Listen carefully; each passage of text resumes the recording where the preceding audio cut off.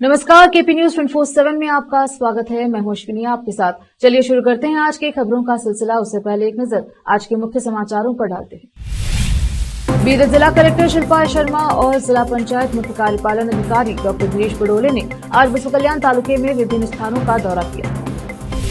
Bhajpa JDS ने monsoon की बारिश से प्रभावित लोगों को राहत देने को लेकर कर्नाटक सरकार पर निशाना साधा। कर्नाटक के मंत्री ने एससी/एसटी फंड को गारंटी में बदलने का बचाव किया। संसद और लाल किले पर बमबारी की धमकी मिली, सांसद ने उपराष्ट्रपति को लिखा पत्र। राहुल गांधी और अखिलेश यादव ने नीट के मुद्दे पर सरकार को घेरा।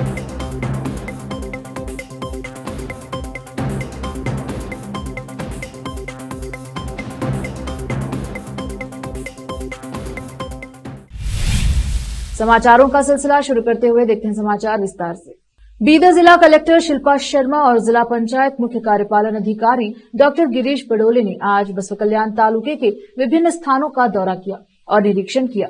उन्होंने स्कूल के विद्यार्थियों से बात की और शिक्षा की गुणवत्ता की जांच की। इसके साथ स्कूल के भवनों का भी निरीक्षण किया। इस अवसर पर बसवा कल्याण तहसीलदार शांता गौड़ा और अन्य अधिकारी उपस्थित रहे।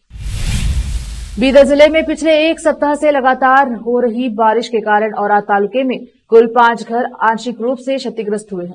3 औराद तालुके में और 2 फाल्की तालुके में। निवासी ने अपने आशियाने को नुकसान पहुंचाने का अफसोस है। कर्नाटक में विपक्षी भाजपा और जेडीएस ने सिद्धरामैया के नेतृत्व वाली कांग्रेस सरकार पर निशाना साधा और आरोप लगाया कि वह भारी मानसून वर्षा के कारण राज्य के कई हिस्सों में बाढ़ और भूस्खलन से प्रभावित लोगों को तत्काल राहत प्रदान करने में विफल रही है। विधानसभा में विपक्ष के नेता भाजपा के आर अशोक और केंद्रीय मंत्री एवं जनता दल एस नेता एचडी कुमारस्वामी ने आज एक साथ जिलों में बारिश और भूस्खलन प्रभावित क्षेत्रों का दौरा किया। विशेषकर सकलेशपुर के निकट राष्ट्रीय राजमार्ग पर अशोक ने दावा किया कि सरकार मृत हो चुकी है और घोटालों में इतनी व्यस्त है कि वह लोगों की जरूरत पर ध्यान नहीं दे पा रही है। वहीं कुमारस्वामी ने मुख्यमंत्री और उनके मंत्रिमंडल के सहयोगियों पर सवाल उठाया कि उन्होंने अभी तक प्रभावित क्षेत्रों का दौरा क्यों नहीं किया। जून से अब तक कर्नाटक में मानसून की बारिश सामान्य से 22% अधिक रही है, जिसके कारण बाढ़ और भूस्खलन की घटनाएं हुई हैं, खासकर राज्य के तटीय और मलनाड जिलों में। अशोक ने कहा है कि इस साल अधिक बारिश के कारण भूस्खलन और विनाश की घटनाएं हुई हैं, यहां तक कि मौतें भी हुई हैं। सरकार को तत्काल राहत उपाय करने चाहिए थे, लेकिन ऐसा लगता है कि वह अभी तक नहीं जागी है। पिछली बार भाजपा शासन के दौरान अगर जलमग्न हो गए थे तो तत्काल राहत के रूप में 10,000 रुपए और क्षतिग्रस्त घरों के लिए 5 लाख रुपए दिए गए थे। मेरी जानकारी के अनुसार तत्काल राहत नहीं दी जा रही है। समाज कल्याण मंत्री एच सी महादेवप्पा ने विधान परिषद को बताया है कि अनुसूचित जाति और जनजाति के लिए आवंटित धनराशि का उद्देश्य इन समुदायों के लोगों को गारंटी योजनाओं का लाभ प्रदान करना है। विपक्षी भाजपा और जेडीएस ने तर्क दिया है कि धन का उपयोग शब्द कुछ और नहीं बल्कि धन का विचलन है और यह कर्नाटक अनुसूचित जाति उप आवंटन और जनजातीय उप आवंटन योजना आवंटन और वित्तीय सांसदों का उपयोग अधिनियम 2013 के विरुद्ध है। दिलचस्प बात यह है कि सत्तारूढ़ कांग्रेस के कुछ सदस्यों ने धन के विचलन के सरकार के निर्णय पर विरोध व्यक्त किया। सदन को दिए गए आंकड़ों के अनुसार सरकार चालू वित्त वर्ष में गारंटी योजनाओं के लिए बजट में आवंटित कुल 49,121 करोड़ रुपए में से अनुसूचित जाति उपयोजना SC/SP निधि से 9,980 करोड़ रुपए और आदि उपयोजना TSP से 4,301 करोड़ रुपए का उपयोग करने की योजना बना रही है। अब तक सरकार ने 2,228 करोड़ रुपए खर्च किए हैं, जिसमें SC/SP निधि से 1,587 करोड़ रुपए और TSP के 641 करोड़ रुपए शामिल हैं। रोकते हैं समाचारों का सिलसिला, लेते हैं छोटा सा ब्रेक।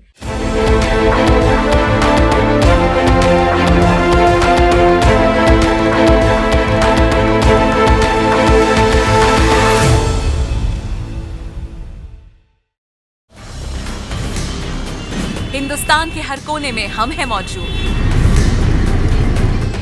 24 घंटे हालात पर गहरी नजर, खबरों से जुड़े चुपते सवालात और आपको दिखाता है धार्मिक, सामाजिक, राजनीतिक, लोकल और इंटरनेशनल न्यूज की सबसे बेहतर कवरेज, जो आपको रखती है हर पल बाखबर। देश और दुनिया भर की खबर के लिए देखते रहें KP news 24/7। Noor education trust Bidar की ओर से चलाए जाने वाला Noor MEd and BEd college Bidar, recognised by NCTE Delhi and affiliated to Bidar University, Bidar. Admission are open for the academic year 2023-24. विशेषज्ञ और सक्षम शिक्षकों द्वारा शिक्षा प्राप्त करने के लिए नूर एमएड एंड बीएड कॉलेज में दाखिला लें और शांत वातावरण में शिक्षा प्राप्त करें। बीदर शहर में बेहतर शिक्षा का एकमात्र केंद्र Noor MEd and BEd college, Shahpur gate, Bidar. Phone numbers 9945283920, 8482221297। Hindustan के हर कोने में हम हैं मौजूद। 24 घंटे हालात पर गहरी नजर, खबरों से जुड़े चुपते सवालात,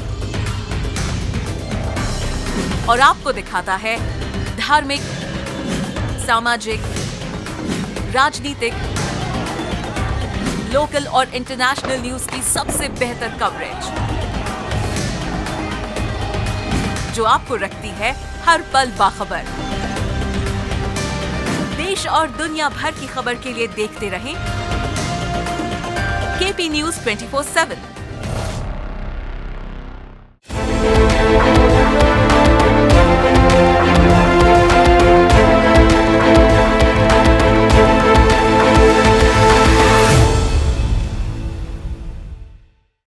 ब्रेक के बाद स्वागत है आपका। देखते हैं समाचार।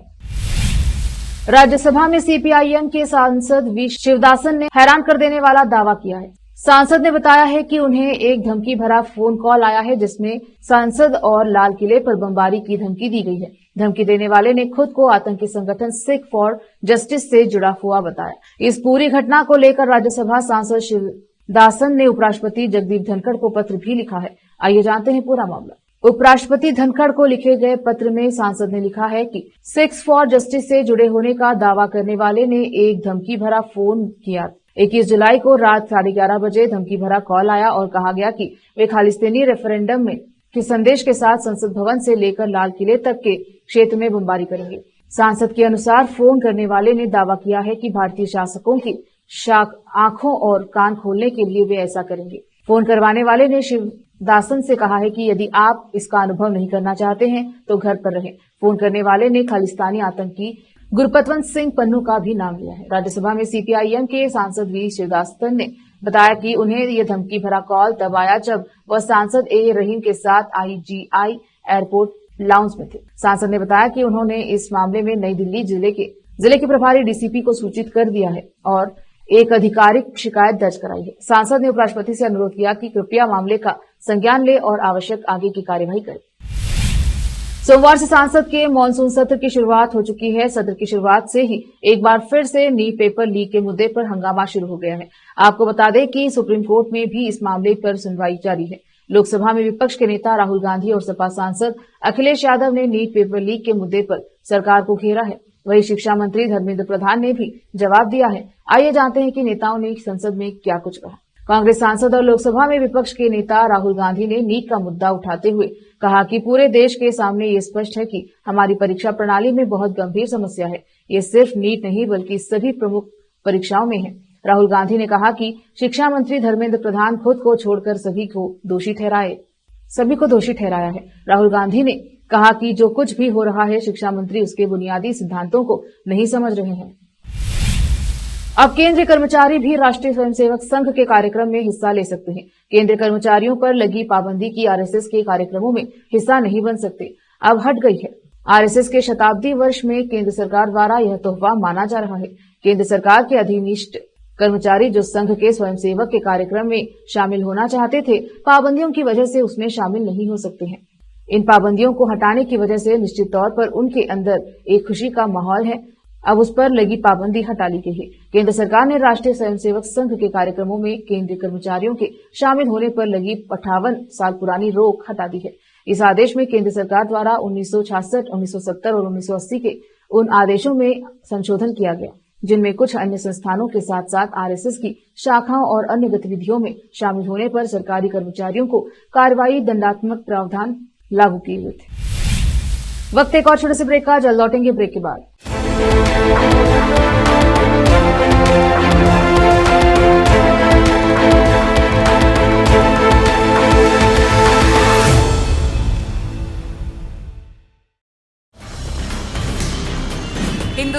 हर कोने में हम हैं मौजूद। 24 घंटे हालात पर गहरी नजर, खबरों से जुड़े चुपते सवालात,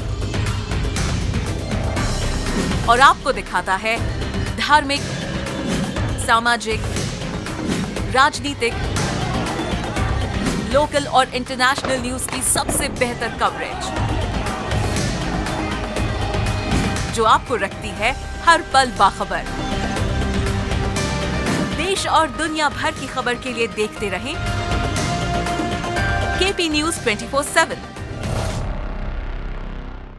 नूर एजुकेशन ट्रस्ट बीदर की ओर से चलाए जाने वाला Noor MEd and BEd college Bidar, recognised by NCTE Delhi and affiliated to Bidar University, Bidar. Admission are open for the academic year 2023-24. विशेषज्ञ और सक्षम शिक्षकों द्वारा शिक्षा प्राप्त करने के लिए नूर एमएड एंड बीएड कॉलेज में दाखिला लें और शांत वातावरण में शिक्षा प्राप्त करें। बीदर शहर में बेहतर शिक्षा का एकमात्र केंद्र Noor MEd and BEd college, Shahpur gate, Bidar. Phone numbers 9945283920, 8482221297। Hindustan के हर कोने में हम हैं मौजूद। 24 घंटे हालात पर गहरी नजर, खबरों से जुड़े चुपते सवालात, और आपको दिखाता है धार्मिक, सामाजिक, राजनीतिक, लोकल और इंटरनेशनल न्यूज की सबसे बेहतर कवरेज, जो आपको रखती है हर पल बाखबर। देश और दुनिया भर की खबर के लिए देखते रहें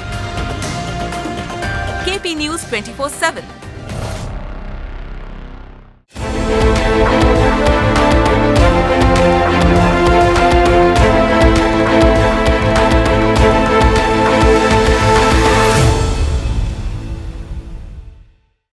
ब्रेक के बाद स्वागत है आपका। देखते हैं समाचार।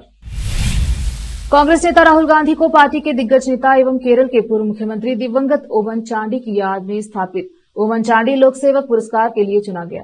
ओवन चांडी फाउंडेशन ने प्रथम ओवन चांडी लोक सेवक पुरस्कार की घोषणा उनकी पहली पुण्यतिथि के 3 दिन बाद रविवार को की। इस पुरस्कार के विजेता को 1 लाख रुपए की राशि और प्रसिद्ध कलाकार एवं फिल्म निर्माता नेमम पुष्पराज द्वारा बनाई गई प्रतिमा दी जाएगी। यहां जारी एक बयान में कहा गया है कि राहुल गांधी एक राष्ट्रीय नेता हैं जिन्होंने भारत जोड़ो यात्रा के माध्यम से लोगों की समस्याओं को सुना और उनका समाधान निकाला। बयान में बताया गया है कि कांग्रेस सांसद शशि थरूर की अध्यक्षता में एक विशेषज्ञ जूरी ने पुरस्कार विजेता का चयन किया है। राहुल गांधी ने सितंबर 2022 से लेकर जनवरी 2023 तक भारत जोड़ो यात्रा की। इस यात्रा की शुरुआत उन्होंने सितंबर 2022 में की थी और समापन जनवरी 2023 में कश्मीर में किया गया था। 150 दिनों की यह यात्रा 12 राज्यों और 2 केंद्र शासित प्रदेशों से गुजरी थी। कुल 3570 किलोमीटर का सफर तय करते हुए यह यात्रा श्रीनगर में खत्म हुई। भारत जोड़ो यात्रा से उत्साहित राहुल गांधी ने 14 जनवरी 2024 को मणिपुर से भारत जोड़ो न्याय यात्रा की शुरुआत की थी। करीब 6600 किलोमीटर की ऐतिहासिक यात्रा मुंबई में खत्म हुई थी। इस दौरान 15 राज्यों के 110 जिलों से होकर यह यात्रा गुजरी। राहुल गांधी ने 15 जनसभा की और 70 जगहों पर जनता को संबोधित किया। राहुल गांधी की यह यात्रा 100 के लोकसभा संसदीय क्षेत्रों और 337 विधानसभा क्षेत्रों से गुजरी। यूपी के 2021 लखीमपुर खीरी हिंसा मामले में बड़ी जानकारी सामने आई है। सुप्रीम कोर्ट ने पूर्व केंद्रीय मंत्री अजय मिश्रा के बेटे आशीष मिश्रा को जमानत दे दी है। सुप्रीम कोर्ट ने ट्रायल कोर्ट को लखीमपुर खीरी हिंसा मामले में सुनवाई तेज करने और समय सारणी तय करने का निर्देश दिया है।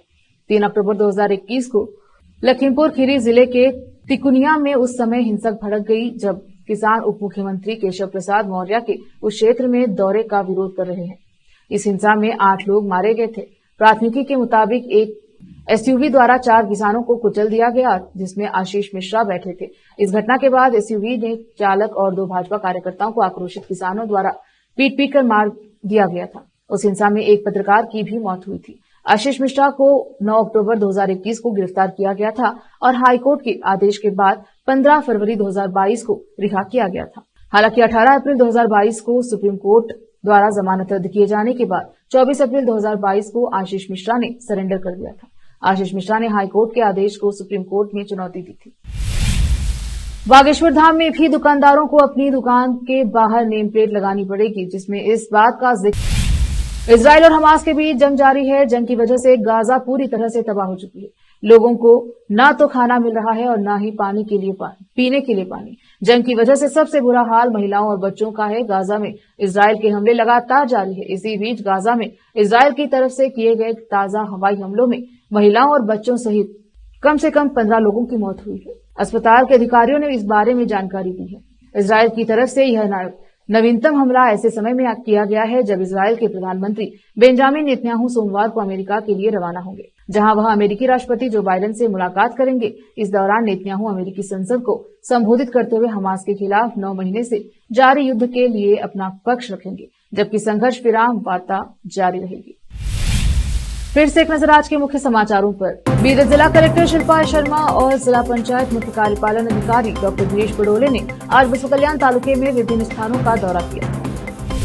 भाजपा जेडीएस ने मानसून की बारिश से प्रभावित लोगों को राहत देने को लेकर कर्नाटक सरकार पर निशाना साधा। कर्नाटक के मंत्री ने SC/ST फंड को गारंटी में बदलने का बचाव किया। संसद और लाल किले पर बमबारी की धमकी मिली, सांसद ने उपराष्ट्रपति को लिखा पत्र। राहुल गांधी और अखिलेश यादव ने नीट के मुद्दे पर सरकार को घेरा।